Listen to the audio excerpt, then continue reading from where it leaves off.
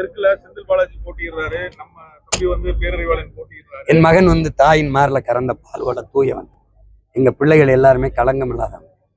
₹1 லஞ்சம் வாங்கினோம், வாக்குக்கு காசு கொடுத்தோம், ஊழல் செஞ்சோம், எந்த குற்றச்சாட்டு இல்லை. என் மேல 226 வழக்கு இருக்கு. 266 மேல கொள்ளையடிச்சனா, கொலை பண்ணனா, என்ன பண்ணேன்?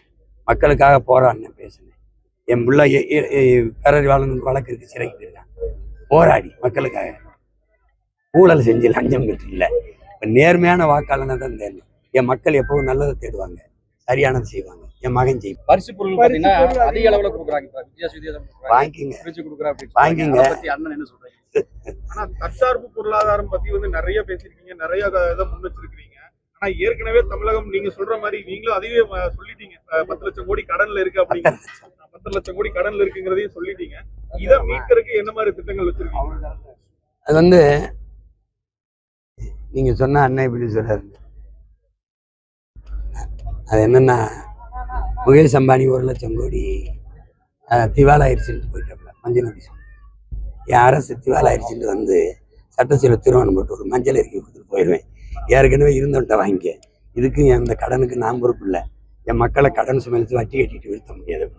இவங்க வாங்கி ஒரு நலத்திட்டத்தை கூட நிறைவேற்றல. கல்வித்தரத்தையோ, மருத்துவத்தையோ, போக்குவரத்து, குடிநீர் விநியோகத்து, மின் உற்பத்தி விநியோகத்து தரப்படுத்தலை, தடை செய்யலை. அப்படிங்கும்போது அந்த கடன் தெண்டமாக வாங்கி இந்த இலவச ஃப்ரீ ஸ்கீம் கொடுத்து ஏமாற்றி ஆட்சிக்கு வரதில்லை, கடன்கார நாடாகிட்டு போயிட்டான். இப்போ நான் வந்து முடிஞ்ச வரை கட்டுவேன். இனி நான் வந்து கையெழுத்து போட்டு வாங்குறேன், ₹1 நான் பொறுப்பு.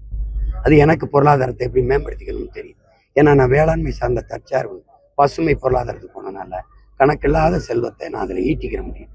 உங்களுக்கு தெரியும், நான் உலகத்துக்கு சோறை ஏற்றுமதி செய்கிற அளவுக்கு நான் எனக்கு திட்டம் இருக்கு. ஏன்னா நிலையான பொருளாதாரமும் எல்லாருக்குமான வேலை வாய்ப்பும் என் வேளாண்மையில தான் இருக்கு.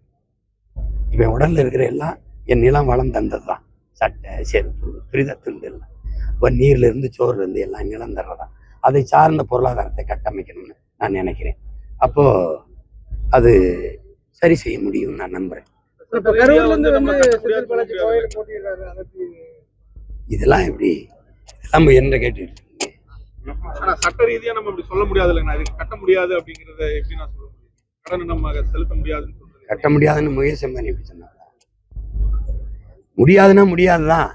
ஒரு அரசு அப்படி சொல்லலாமா? அரசு நான் என்ன சொல்றது, அரசுன்னா அரசு இல்லை, காசு இல்லை என்ன செய்ய முடியும்? யார்கிட்ட கொடுத்தா, யாரை நம்பி கொடுத்தா? இதுக்கு முன்னாடி இந்த ஆட்சியாளர்கள்ட்ட நான் வேணா உனக்கு உதவுறேன், காவல்துறை அனுப்புறேன், இல்லை யாராவது அனுப்புறேன், அவன்கிட்ட போய் வசூலிச்சுக்க. நிறைய சொத்து வச்சிருக்காங்கல்ல, ஒவ்வொருத்தரும் பல லட்சம் கோடி சொத்து வச்சிருக்காங்க, அதை வித்து எடுத்துட்டு போ.